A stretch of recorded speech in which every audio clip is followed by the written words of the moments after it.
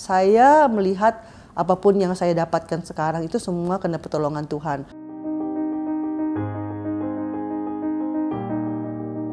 Nama saya Yori Toding Alo, saya 41 tahun. Saya di Danone Aqua sebagai Director of Sales Operation Excellence. Saya itu dari SMA di Makassar kemudian merantau kuliah di Surabaya. Waktu itu saya kuliah sambil kerja. Apa yang saya targetkan itu saya harus capai. Set target bahwa setiap 3 tahun saya harus mendapat posisi atau pekerjaan yang lebih baik lagi. Mau meningkat pasti mau meningkat lagi, tapi tetap harus memperhitungkan atau ada waktu dengan keluarga. Bukan hanya kita berdoa aja kemudian semua terjadi, no, kita harus action. Halo. Hai.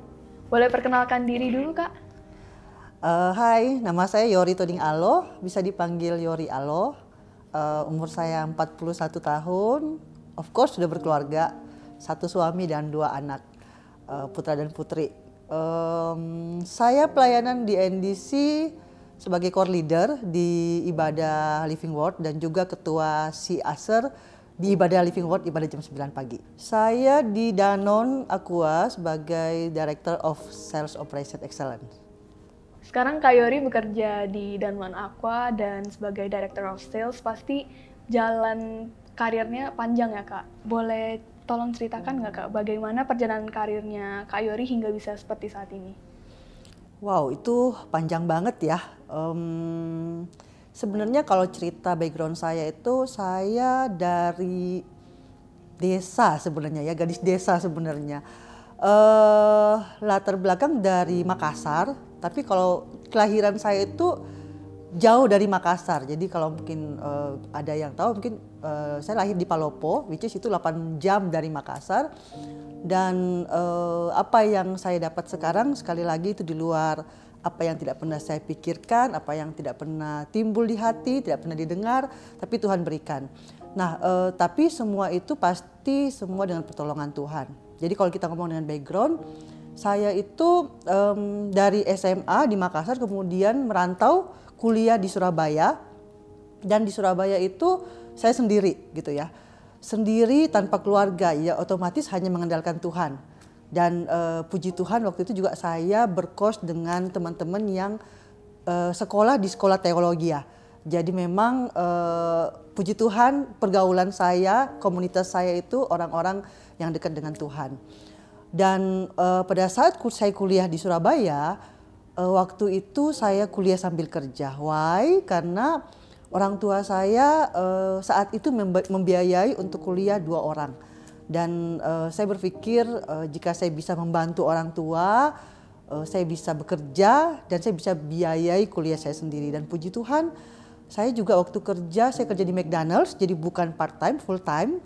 Di sisi lain saya kuliah, mungkin kalau ada yang tahu di Surabaya kuliah di Petra, which is sekolahnya juga lumayan ketat, nggak boleh bolos, jadi harus kuliah yang benar-benar masuk dan kerja juga bukan full kerja part time, saya harus bisa mengatur jadwalnya.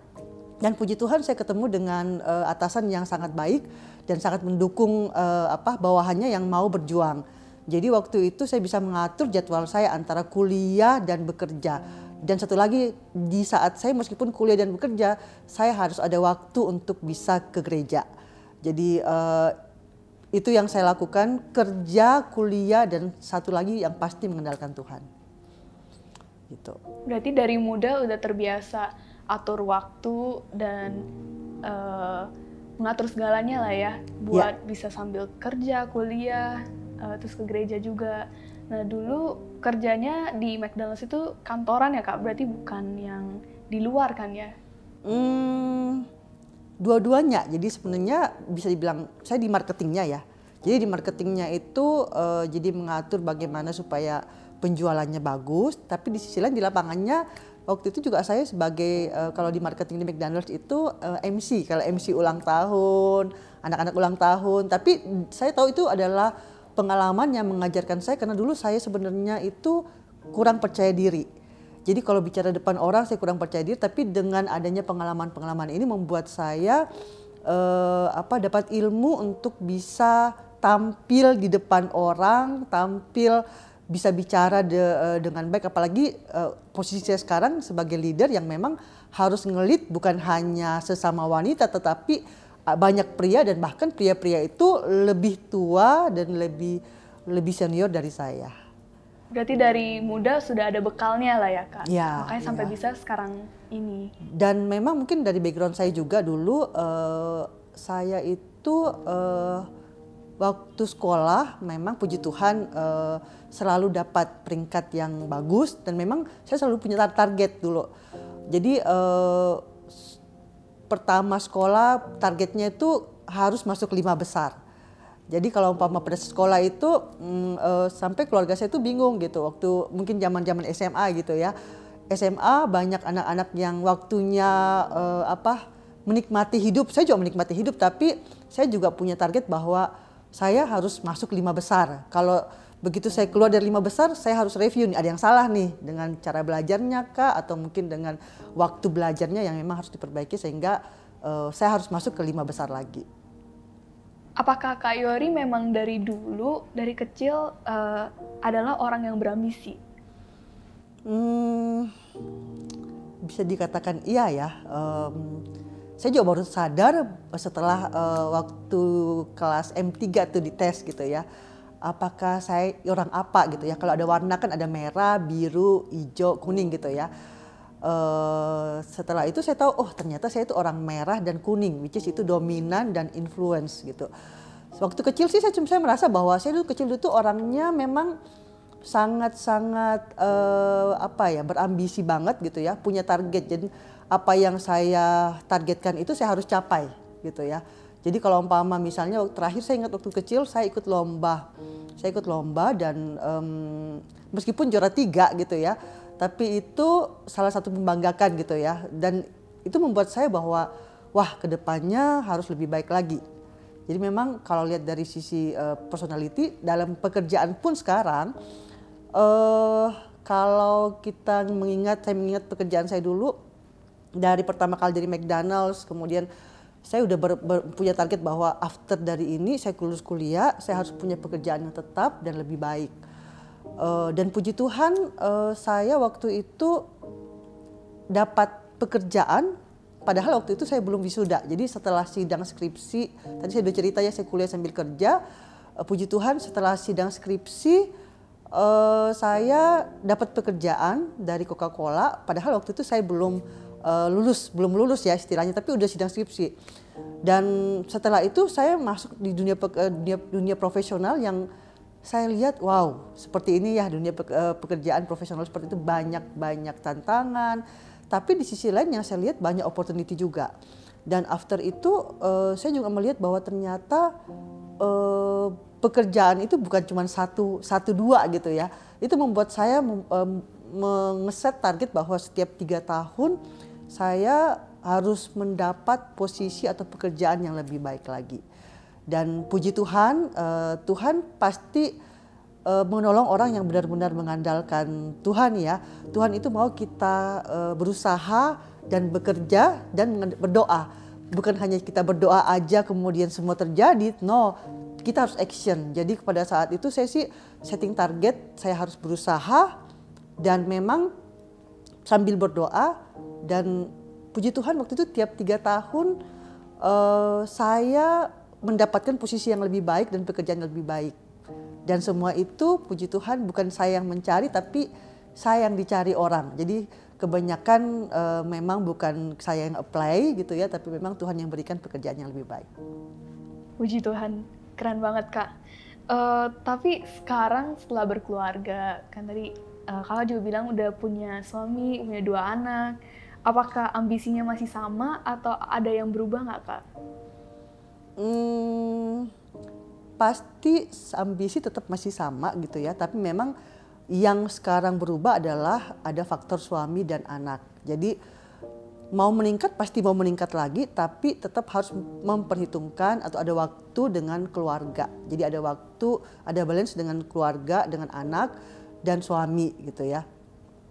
Karena kalau umpama berambisi tapi tidak melihat sekelilingnya gitu, itu worry-nya terlalu terlalu berambisi dan itu tidak terlalu baik gitu ya. Tapi di saat saya sebagai ibu, saya juga tetap harus melihat ada waktu, harus mengatur waktu saya dengan baik, ada waktu buat suami, ada waktu buat anak, dan terpenting juga ada waktu buat diri saya sendiri. Karena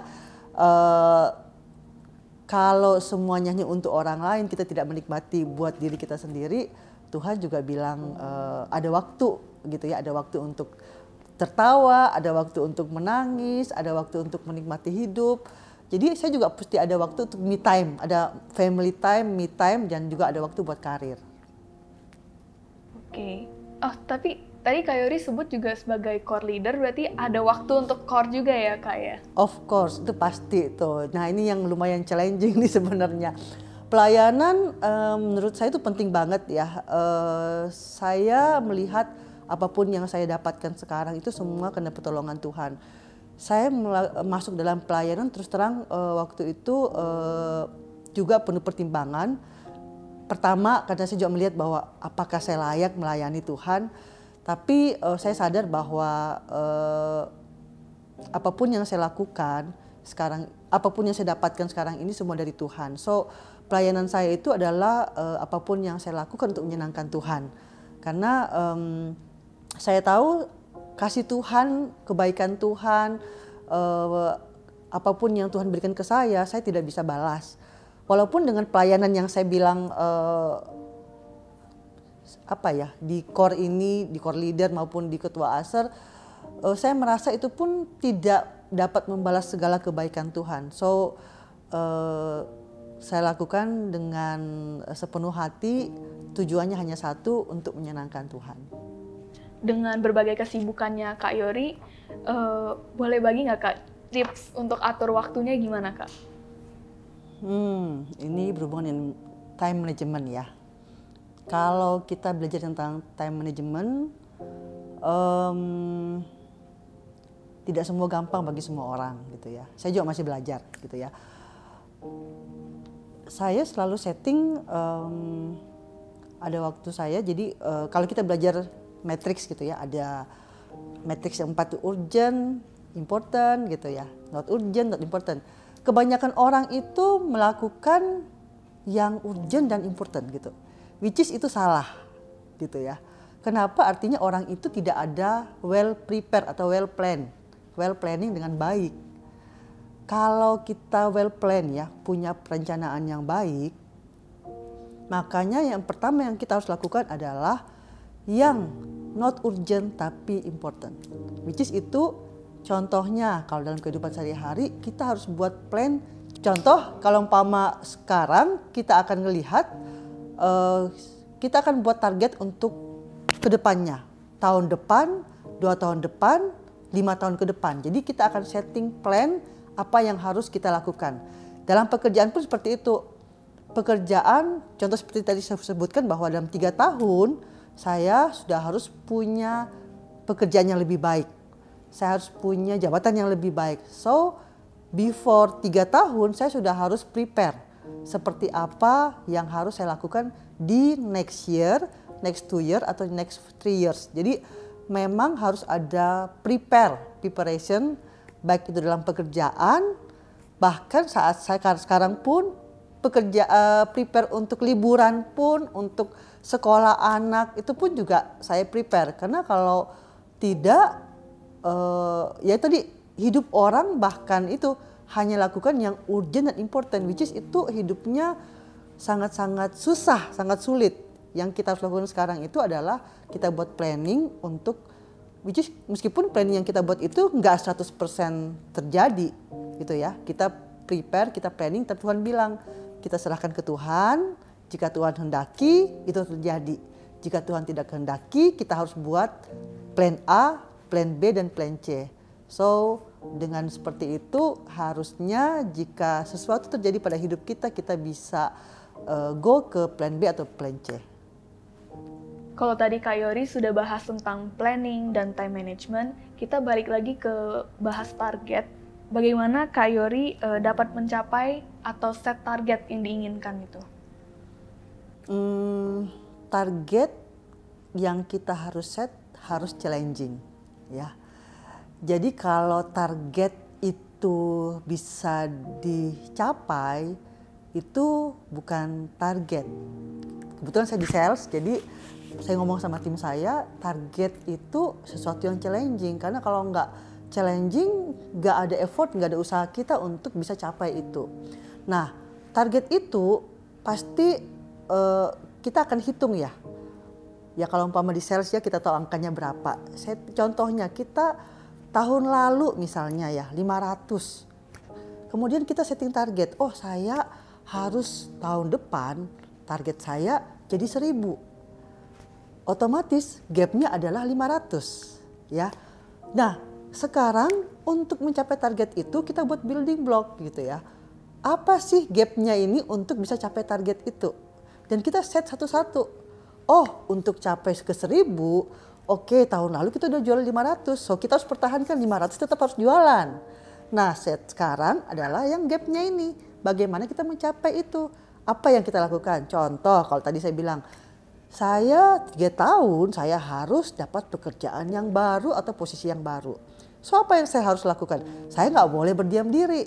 Saya harus update CV, saya harus improve ke capability saya, belajar sesuatu yang baru. Kalau saya mau meningkatkan karir saya harus tingkatkan kemampuan saya, skill saya. Jadi jangan berhenti gitu ya. Nah seperti itu kalau umpama kita nggak setting target dan kita improve diri kita sendiri, maka akan susah untuk capai target itu. Tapi sekali lagi yang pasti ya action, melakukan sesuatu, kemudian kedua setting plan, yang pasti yang ketiga adalah mengandalkan Tuhan. Karena apapun yang kita lakukan, kalau kita tidak serahin semua ke Tuhan, maka semua itu akan sia-sia. So itu bagaimana mencapai target. Tiap-tiap orang punya cara yang berbeda-beda, tapi bagi saya cara saya seperti itu, harus setting targetnya dan memang target itu jangan dibuat yang sangat mudah karena target itu harus challenging. Karena kalau nggak challenging kita tidak ada effort untuk bisa capai target itu. Tadi Kak Yori ada bahas tentang improve skills. Boleh bagi nggak Kak? Biasanya Kak Yori itu improve skills apa? Skill itu banyak hal yang kita bisa lakukan ya. Baca buku. Ini yang paling sering saya juga masih belajar. Orang malas lakukan.